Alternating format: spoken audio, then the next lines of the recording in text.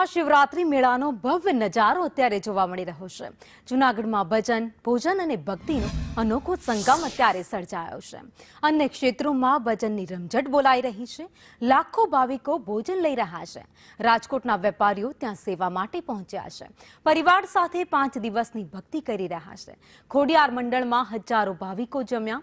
શેરનાથ બાપુના આશ્રમે સાધુઓનો જમાવડો જોવા મળ્યો તો દેશભરમાંથી સાધુઓનું આગમન અત્યારે શિવરાત્રીના મેળામાં જોવા મળ્યું।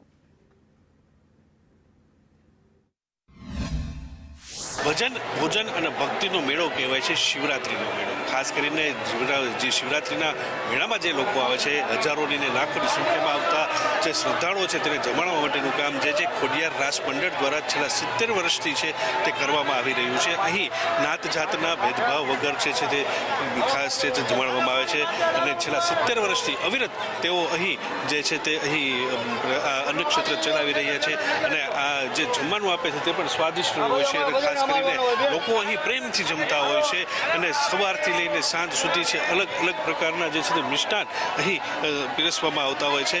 આપણે જે શ્રદ્ધાળુઓ છે તેમની પાસેથી આપણે જાણશું કે તે કેવી રીતે અનુભૂતિ કરે છે, જે રીતે અહીં જે વસ્તુ પીરસવામાં આવે છે કેવા લાગે છે। શું કહેશો, ક્યાંથી આવો છો અને શું લાગે છે? અમે સર પોરબંદરથી આવીએ છીએ અને દર વર્ષે અહીંયા જ આવીએ છીએ। આજ ઉતારામાં ખોડિયાર ટ્રસ્ટમાં મજા આવે અમને અહીંયા શિવરાત્રીના મેળામાં, પરિક્રમામાં ને અહીંયા ઉતારામાં અમે ખાવા આવીએ।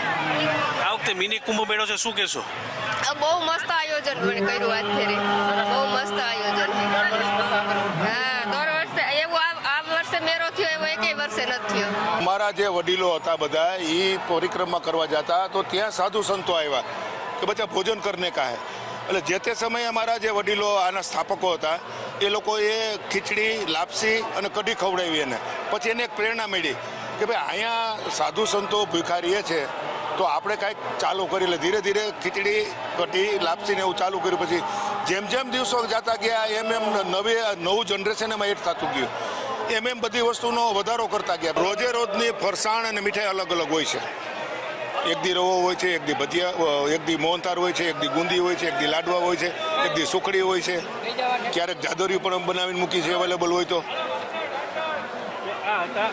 રાજકોટ જેથી બધા તમામ વેપારીઓ આવે છે અને ખોડિયાર રાસ મંડળના સંચાલકો છે તે પોતાના પરિવાર સાથે અહીં સેવા કરવા માટે આવતા હોય છે। ખાસ કરીને આ ખોડિયાર રાસ મંડળ છે તે શિવરાત્રીના 5 દિવસ તો બરાબર છે પણ પરિક્રમાના દિવસોમાં પણ તે અલગ અલગ જગ્યાએ જે છે તે પોતાનું અન્નક્ષેત્ર ચાલુ રાખતા હોય છે।